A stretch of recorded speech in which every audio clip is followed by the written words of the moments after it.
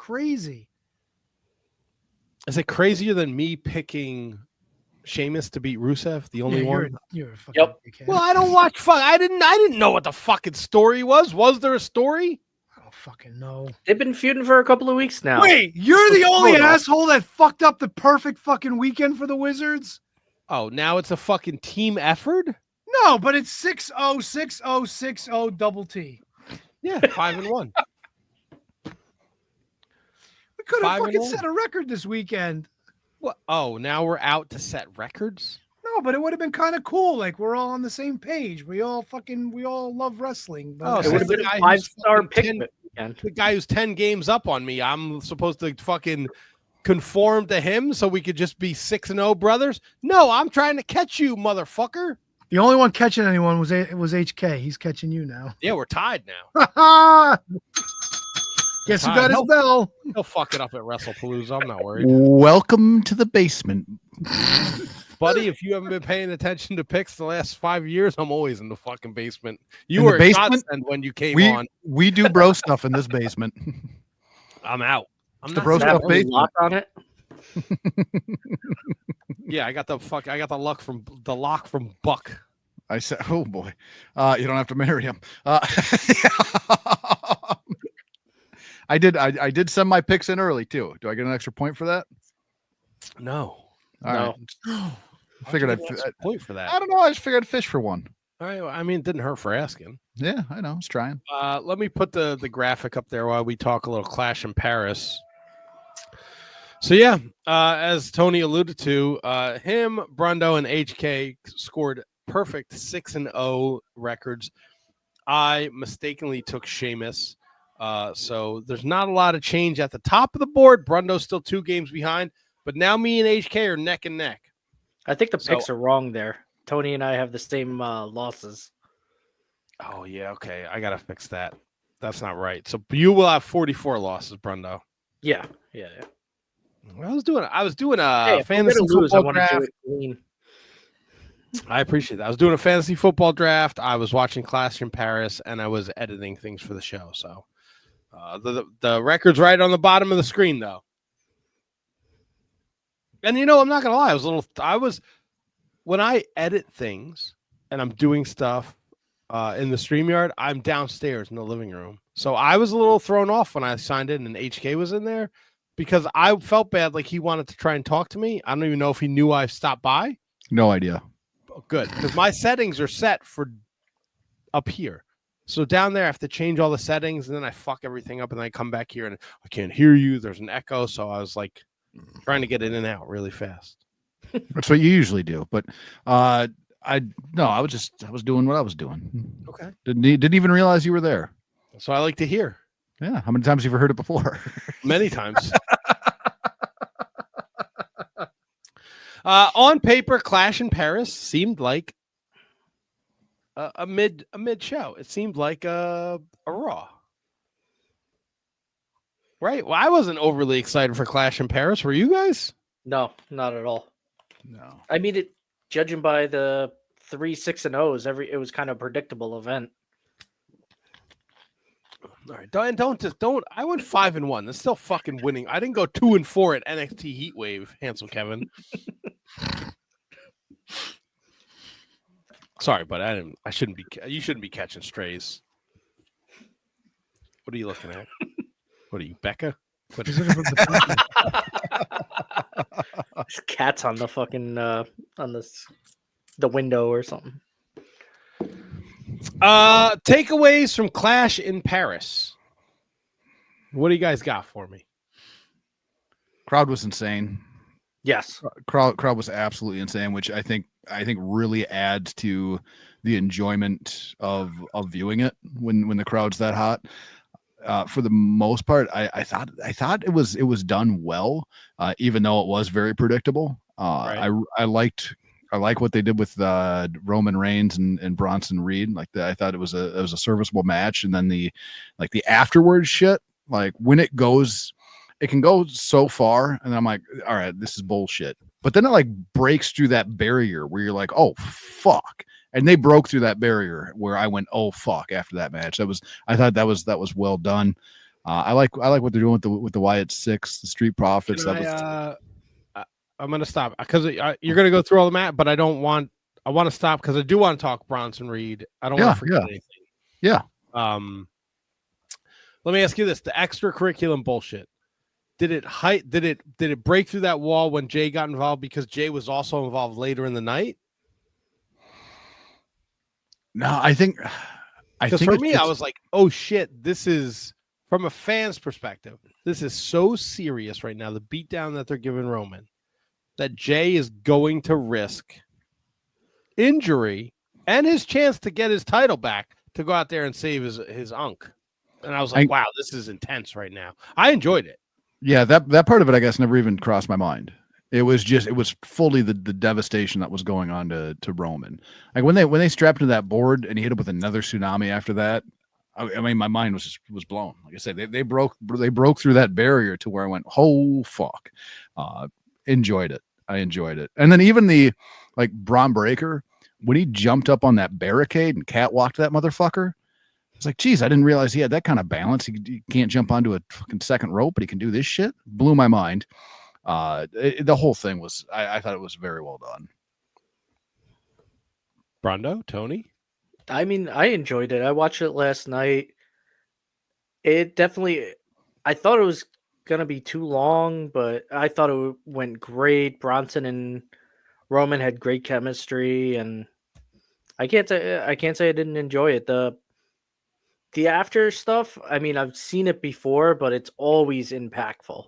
Like he's done it to Seth, he did it to Braun, but I wish they would have a breakthrough for Bronson Reed. Like he's destroyed Seth, he's destroyed Braun Strowman, he's now destroyed Roman Reigns. It's like they need to get to the next level with this guy. Otherwise, he's just going to keep doing it to people, and it's going to mean less and less every time, I feel. You don't think? I feel like this was Bronson Reed's. I feel like this was the Vision's coming out party, the Clash in Paris, when it's all said and done. And I think, Bronson Reed, Roman Reigns, they went for like 20 minutes, and it was fucking good. It was, yeah. It was like way better than I expected. Tony, what about you? What are you thinking over there besides pudding? I haven't seen the whole thing. I didn't watch all of Roman and Bronson. What I saw, I don't know, man. It was just there for me. It was just there for me.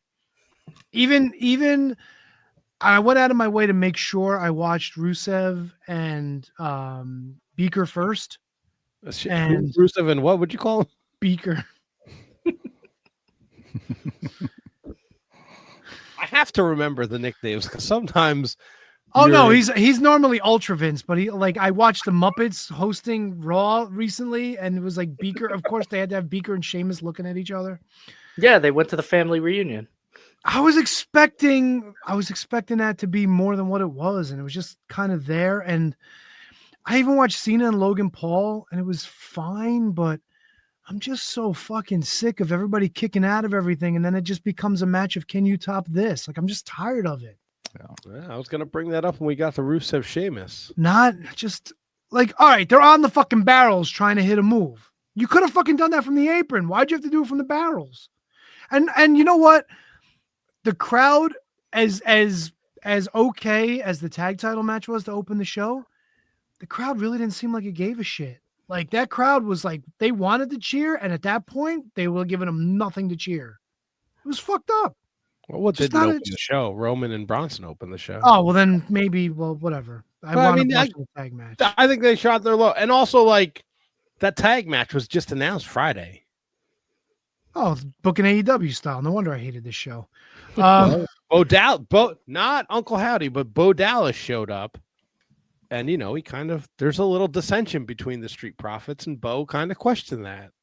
I think that's what this match was about, too, was the Street Profits dissension and sow the seeds of it.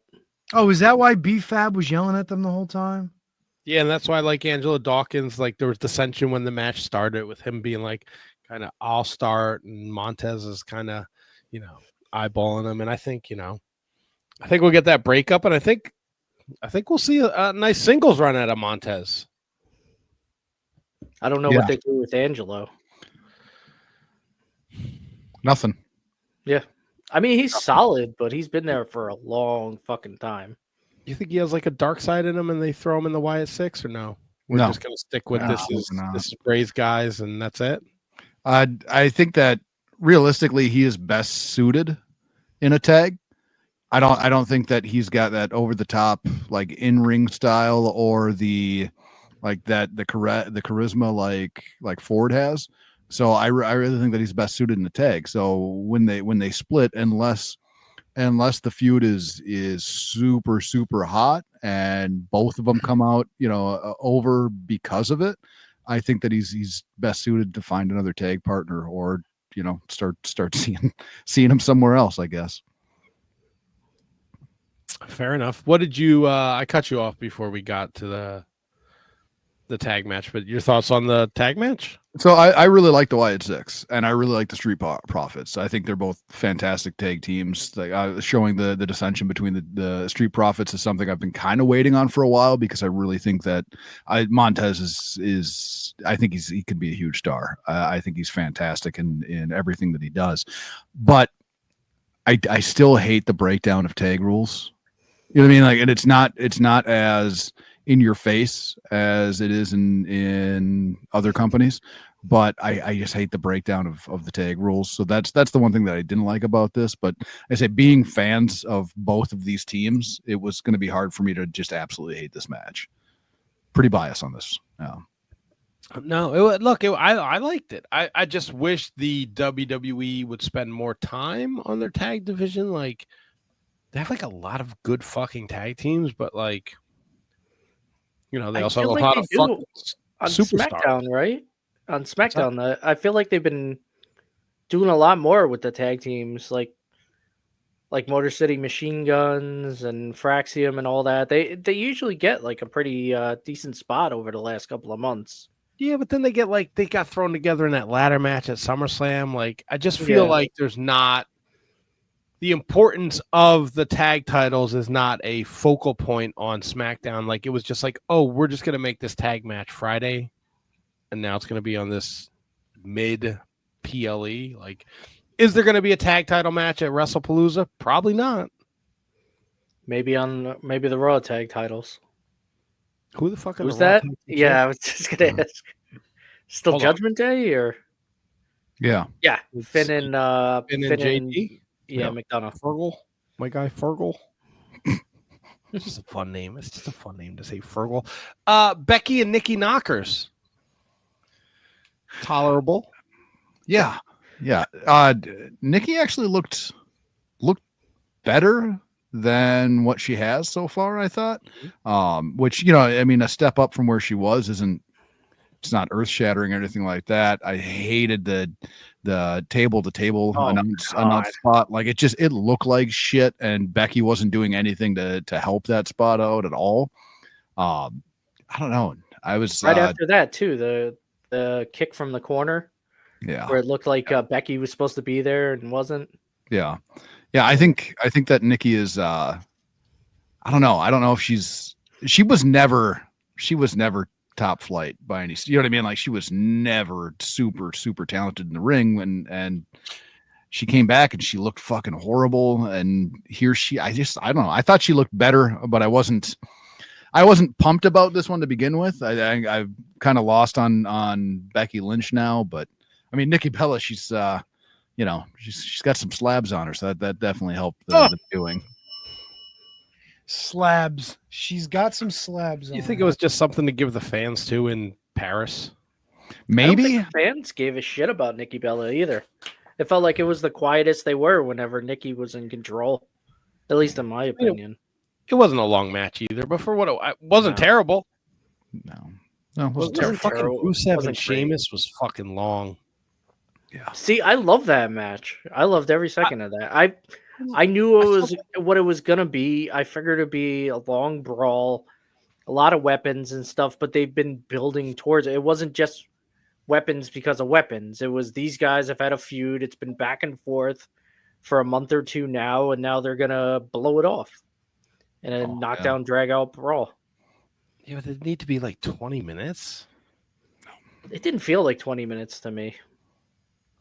I mean, it was what probably the fourth shortest show or match on the show.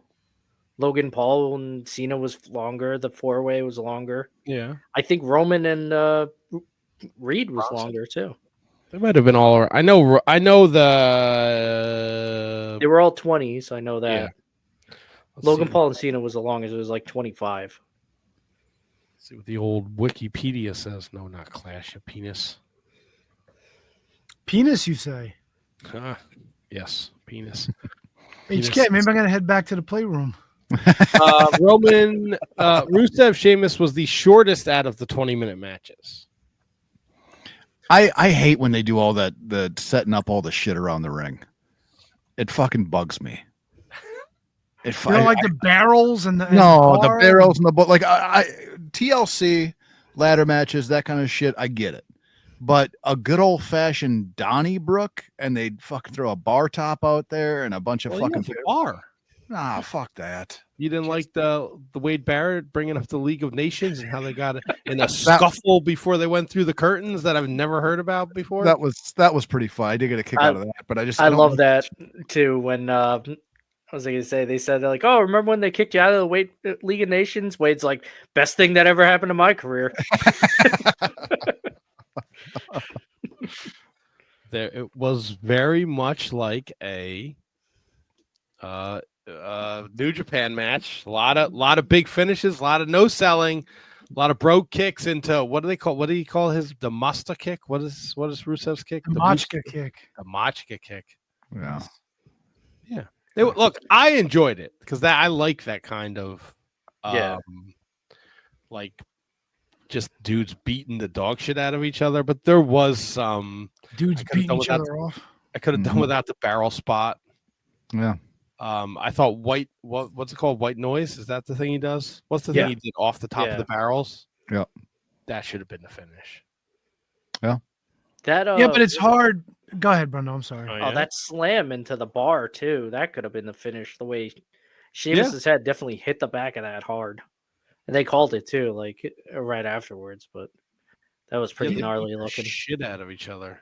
The problem with big moves like that outside the ring is you lose crowd momentum trying to get him back in the ring. Yeah, that's why those moves will never be finishers, really. Because then the crowd's going to come down for a little bit while you're trying to get back in the ring. You really got to have fucking something tight where there's some sort of urgency. Oh, yeah. To fucking shit can that guy right back in the ring and try to cover. Yeah. But that really doesn't work as a spot. It's unfortunate because, it's unfortunate with all these matches. They have the fucking big spots and then 1, 2, 1, 2, like what the fuck? Yeah. Yep. I'm interested to see where they go with Rusev next because, like, he's a bad guy. Seth's champion, so he's not going after that title. Right now, Dom is IC champion, so after 2 months of beating up Sheamus, where do they go? Sammy's on the other show. He's U.S. champion now on SmackDown. Maybe he just shows up and says, fuck you and your U.S. title. You know what I'd like? I like when the storyline is they beat the fuck out of each other for months and they earn each other's respect and they start. I like that type of a story. That's basically what the bar was, right? Yeah. You know what? I wouldn't mind Sheamus and Rusev as a tag team. That's what I'm saying. Yeah. I was thinking the same thing when he actually made him tap. I was wondering if they were going to get a little bro respect there. Mm-hmm. I love the bar. I thought the bar was a huge missed opportunity for both of those guys. It was an amazing team.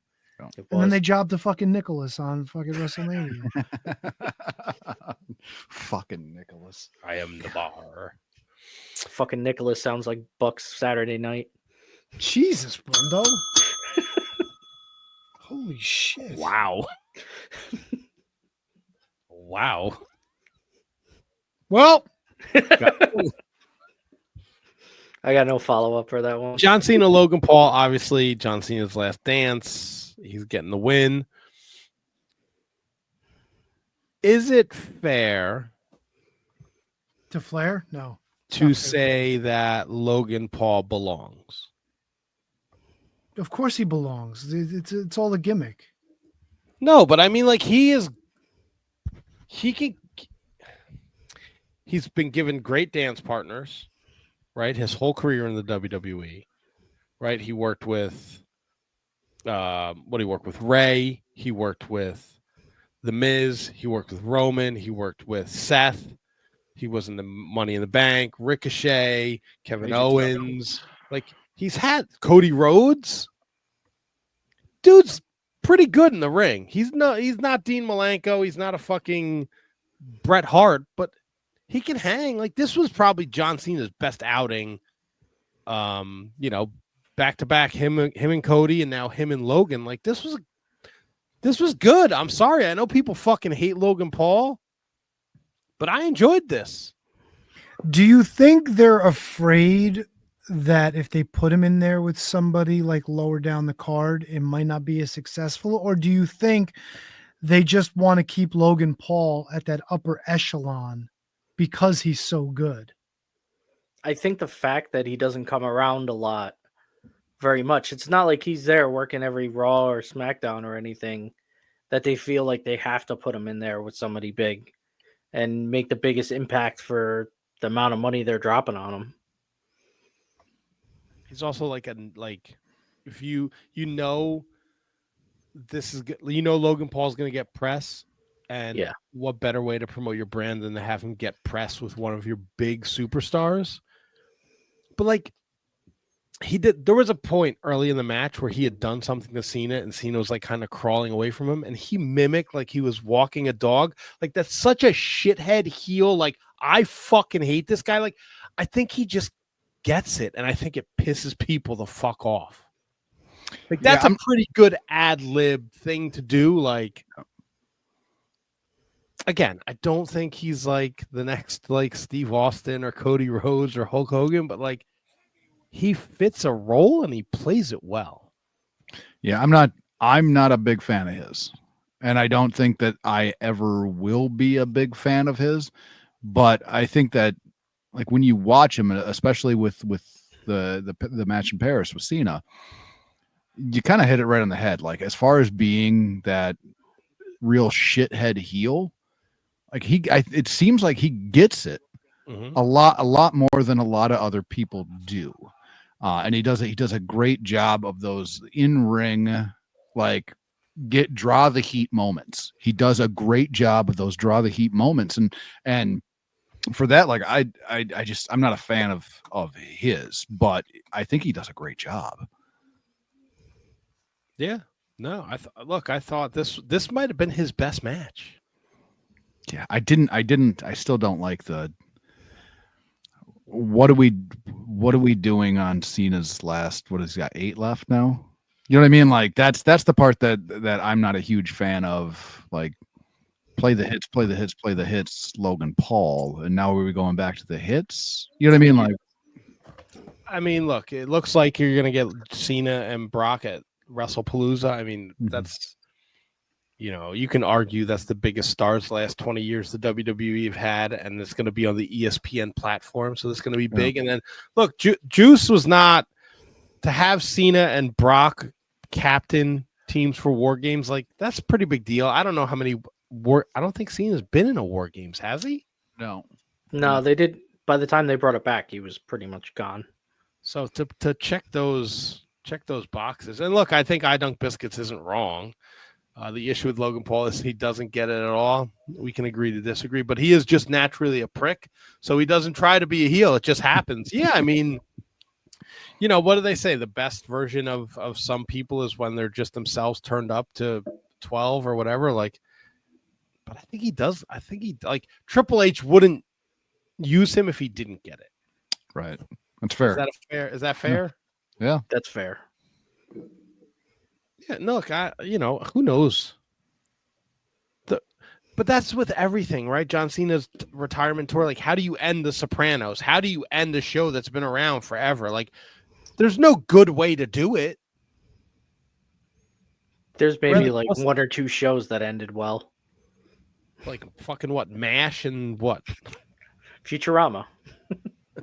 And then they brought it back.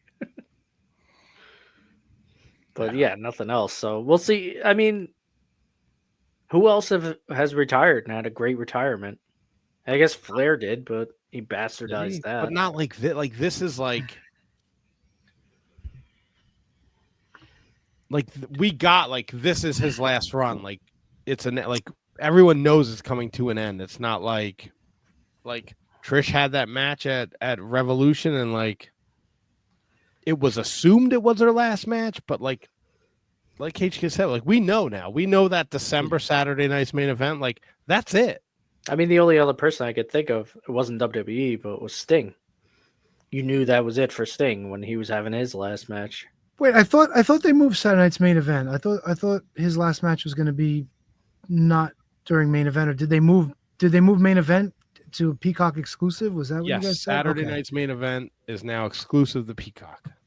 So, do you think we end the story with him defeating Brock Lesnar and going out with a win? Is that? I mean, like, who would you have John Cena lose his final match to? That's the thing. Does he have to lose? Well, this is the point. Why not just have him go out with a big win? Yeah, but it seems like they're going to push this John Cena Brock Lesnar thing to in 19 days at this WrestlePalooza to really make an impact on ESPN. Yeah. So that's where they're going. If that's where you go with that, and then that leads to a War Games thing, like then that just leaves you with December, and then what? Who's his? Yeah, you think it's Cena and The Rock? I mean, it could be. It would bring closure to all the bullshit that went on. Maybe they have a schmaz like they did with Cody and Roman at WrestleMania, where all like the greatest hits come out at once, and they all kind of like take sides, and then Cena gets the fucking final AA 1, 2, 3. What's left of The Rock, you mean? You see the pictures of him today? Why? No, what happened to him today? He dropped like 60 pounds. It's just a little fella. Would it be?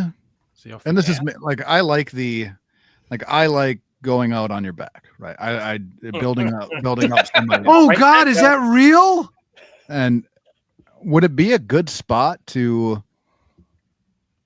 like Obafemi, like a guy like that, have him go over on Cena's last match? Would that be a great introduction to him in the on the main roster? You know what I mean? Would something like that work? Like you want to use John Cena's last match, his farewell, to build somebody else up coming up. So you want to grab somebody, you know what I mean? Somebody younger, some of the talent. I mean, the roster's old right now anyways. So yeah, grabbing a guy like Oba, I don't think is a bad, it's not a bad play. I think Cena could sell that too. Like they could do a thing where Cena could be like, I've seen this guy go through everybody on NXT. I think he's the future, and I want to do everything I can to teach this guy or something like that. Or right, I want one match with him before I go away. Look this guy could be me for Owens years. When Owens showed up for the Open Challenge, you know what I mean? Like that was huge. So it was just made right there. Right, be something. It's interesting, but like, didn't we all say like SummerSlam, like Cena was passing the torch to Cody? Like, wasn't that a narrative out there? People saw that as like, passing of the torch. How many if fucking Obafemi beats, like if that comes to fruition, he beats John Cena, like he has to be in the main event at Wrestle. Like, you can't have it. You can't. It's like when Baron Corbin beat fucking Kurt Angle, and then what? Yeah. Right? Like, if you're gonna do it, it's got to be like super fucking impactful. You can't have Obafemi beat John Cena and then feud with fucking Sami Zayn for U.S. title. Curtis Axel beating Triple H. But you could take Oba, you could have him go over on Cena in Cena's last match. He takes that momentum into the Rumble. You know what I mean? Like he doesn't even necessarily have to win the Rumble.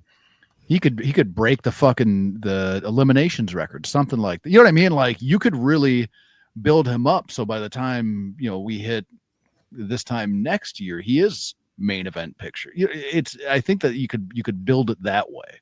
I don't think that you have to go, he beats Cena, he wins the Rumble, he goes to Mania's main event. I don't think that you have to do it that way. It doesn't have to be those big leaps, but I think that there's some definite stepping stones that you could put in place where it's Cena, big appearance at the Rumble, next pay-per-view. I think you can do that with him.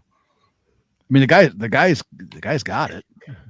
He definitely does. He's definitely one of the next big guys for sure. Our buddy Kyle agrees with you. Oba Femi should have a 2020, a 2002. Jesus Christ, Brock push. I'm in on that. He's got Right it on. so freaking fast. Like, if you watch NXT and you look at their roster, who's beating Oma Femi at this It's point? fair. They've done such a good job with them. I Even dunk Ricky Saints. Sorry, Bruno. I dunk biscuits. Oba stepping up to Brock at the Rumble would be exciting. Exciting, you fucking. I know. I'm just being a dick asshole. Tony, you I see you found a picture of our buddy Dwayne. Oh yeah. We I guess we got to take the squares down. Hold on. Okay. Oh, sorry. I like this. No, it's all right. You're good. Teamwork makes the dream work. He fucking looks like Al Roker. He does look like a Roke. What the fuck? He's a little thinner. A little. He's a little, dabbling in that Arthur Ashe dish. Oh. Jesus, dude.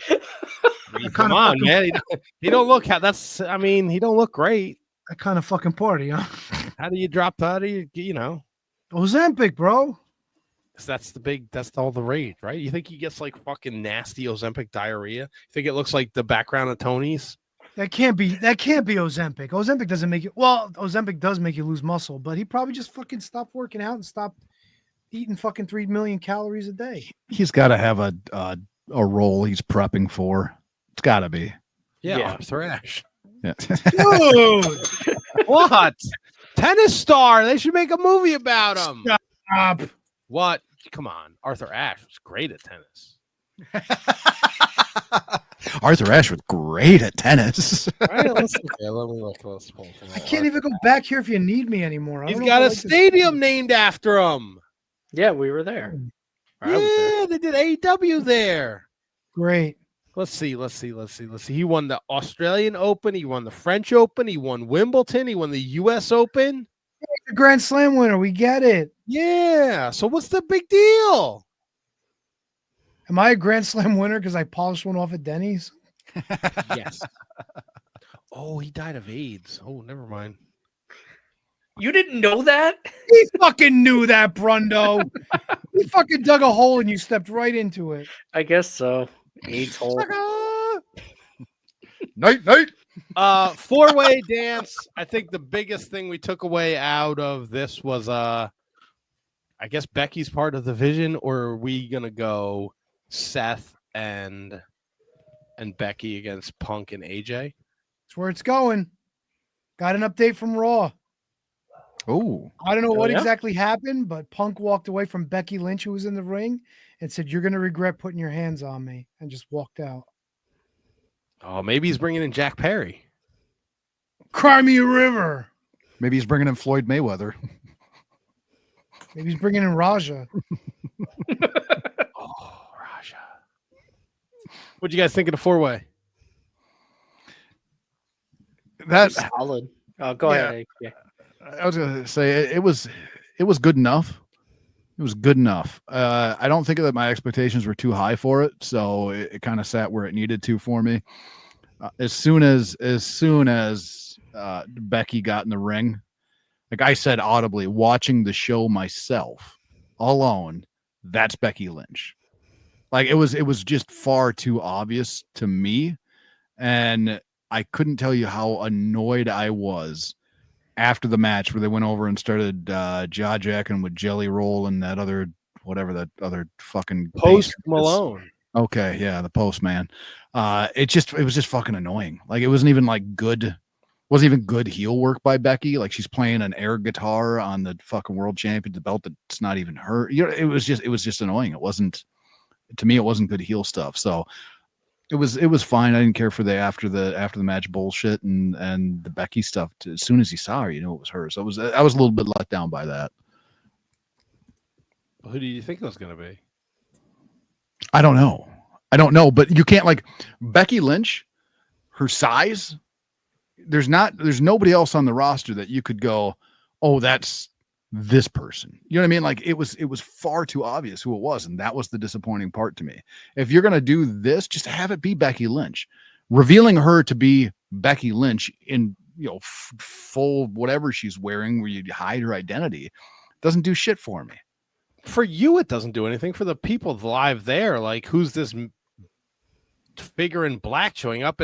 And honestly, to see that she hasn't got involved with Seth up until this point, it's kind of a surprise. Like, she was doing her own thing. She's the IC champion. She wasn't part of the Vision when they got put together. Seth hasn't been involved in any of her stuff. But Double T, earlier, before Seth went out there, he said that there's always, he didn't even say always a plan B or whatever the hell it was, but he kind of alluded that there's always going to be something else, or how, I don't remember the exact quote of how he said it, but he essentially alluded that there's going to be somebody. Sure, but who it makes sense though. Like, Becky's his wife. Like, what did you want? Fucking Miles Bourne? Like, who? I don't know. Don't bring your wife to the ring.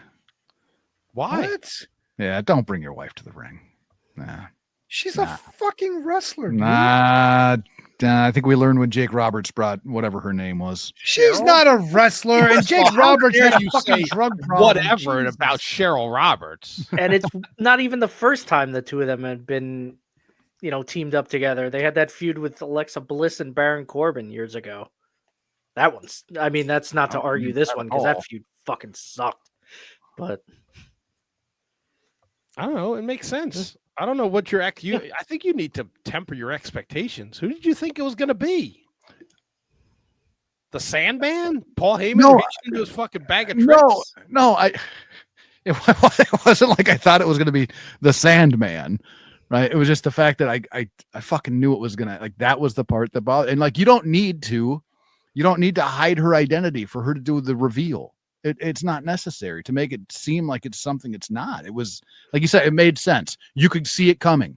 Why hide her identity? Why doesn't she just run out there? Because you're going to want the fans to react. You can't just have her they don't come out with her dumb fucking shitty new music. She can run through the crowd or run through everything.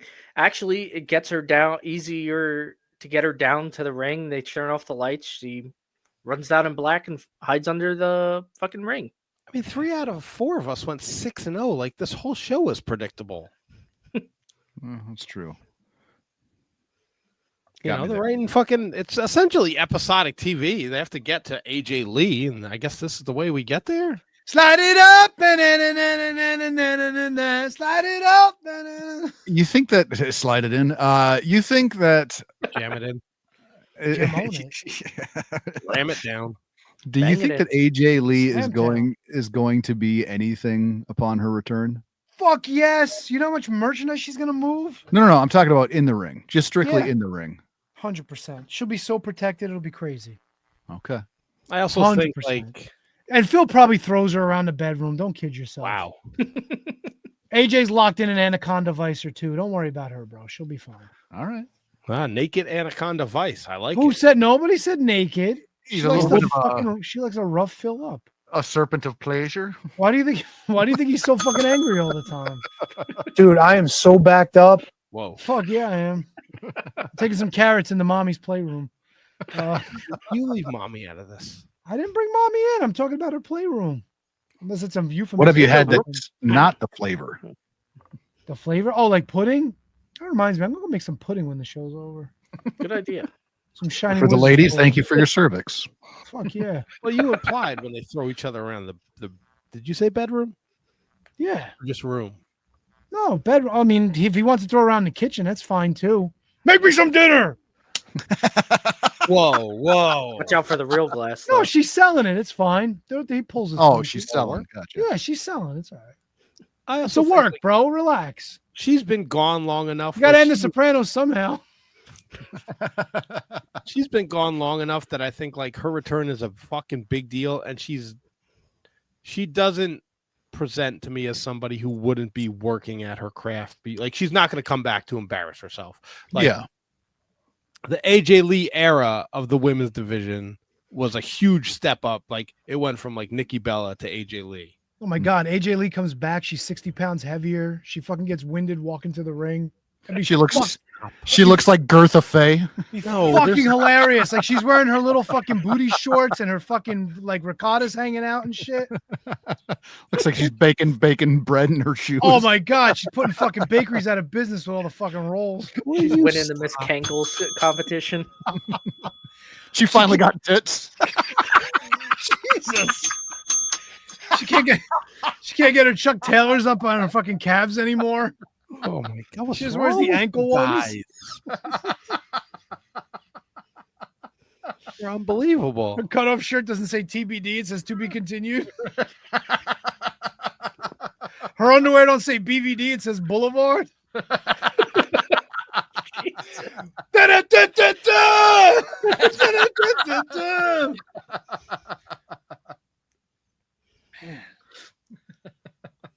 Speechless. You rocked me to my core. Where are you performing this weekend, Tony? In front of this brick wall. Obviously. Tip the veal, try the waitress. Man. You could really make a run for it, buddy. Get out there, try the circuit, do a couple open mics. Tropical says at least they didn't call her a bird. Double T. Night night. So I gotta tell the guys about this too. Oh yeah, wait, get comfortable. Well, So- also, I think it's in reference. You also have to explain, like, because you just sent a text to the group Monday, and it was like, "Go fuck yourself," because you just wanted to hear the car read it back to you, and they didn't even blink an eye. They didn't like, They "What?" didn't blink an eye. Yeah, it was fine. That had nothing to do with it. So after the show on Monday, we went to the tavern there. The hat? No, No, we go not to the the hat. fucking hat. Not the hat. Didn't go to the hat. We went to I don't know what it was called. Just- Tavern on the Rocks. We went Tavern on the Rocks. Yeah. And Double T was telling me I can't call battle axes birds. I can't call them broads. He was really adamant about this, and I was informed by Ree that you can call battle axes broads. You can call them birds. All of it's acceptable. It all flies. From Double T's wife, but Double T seems to think opposite. I think I'm siding with the wife on this one. Am I wrong, guys? Listen, I had to side with Jersey Cow Jesse about fucking roll. What the hell is his name? Roly Poly Roland? What the fuck was his name? Rory. Rory. There you go. Thank you. Also, on the way from back to the house from the tavern, we get a text in from the car from Mommy that said she fed the kitties Oh no. night night. So, and I didn't know if that was a euphemism. I didn't know what was going on in the playroom. So I'm in the back, and it went, "Mommy fed the kitties night night." so Tony, you know the way the car reads the text message. Yeah. It doesn't like stop. There's no period. It just like so. It was like fed the kitties night night. So we leave. We get in the car to get to the airport. I thank Double T for everything, and as we leave, I said, night night. We get Tropical leaves like I don't know 45 minutes before I do. I walk Tropical to his gate, give him a hug. I said, "Man, I hope to see you again soon." And as I'm walking away, I go, "Night night." And I hear old Tropical, "Night night," in the airport. They fit right in at Newark Liberty, huh? Clearly. Before we get to homework, I forget that this is an afternoon show, so I'm sure everyone's a little more awake. But Oh, you don't want to end at 10 o'clock as usual? I mean, we can. Night, night.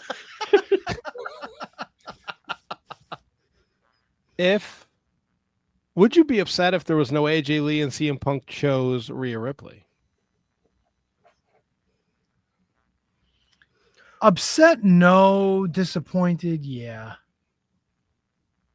I would, only because it would make more sense. If he's going to choose somebody else, it'd make more sense for him to choose Bailey. Yeah, but Bailey's going through like a midlife crisis. Yeah, she is. True. Yeah, but she got that hiney, though. Oh, will you stop? Yeah. When you put She's it got that the way. knock too. Not all broads have heinies, Double T. The man doesn't have a hiney. But we don't have to objectify these ladies. Now, do battle axes necessarily have heinies? I feel like they're more droopy than anything. Yeah, it's hard to say with the battle axe every now and again. You can have a battle axe with some slabs though.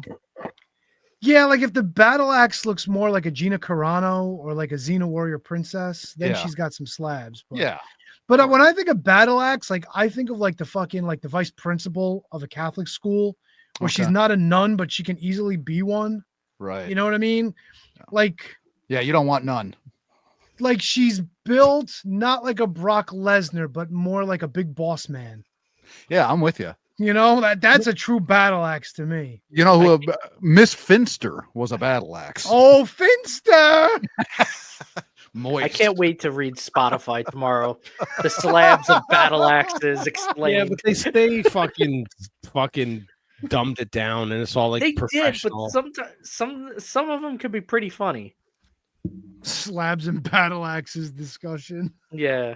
I mean, just call the fucking episode "Slabs and Battle Axes." Write that down. Write that down. What a set of ham hocks. Oh, ham hocks. There you go.